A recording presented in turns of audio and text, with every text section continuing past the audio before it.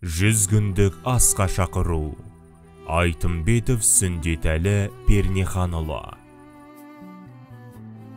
Көре алмай тіршіліктің көп қызығын, таусылған ай, тым келте дәм тұзының.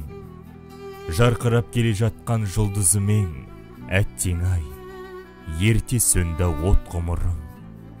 Сұм ажал, қаратпады хал жайыңа, тағдырдың салған ісі маңдайыңа.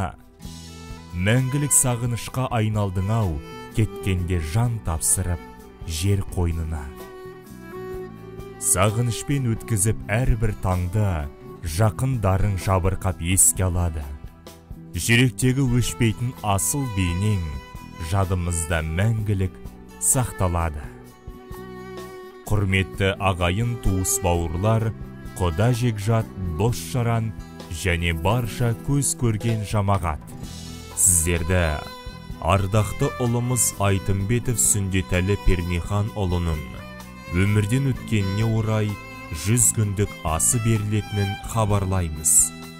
Өтетін күні қонағасы 23 тамыз күні беріледі.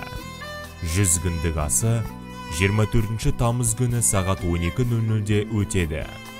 Мекен жайымыз Түркістан қаласы, Айнаш Уразбаева көшесі 3-үй. Ас беруші Айтымбетовтер әулеті.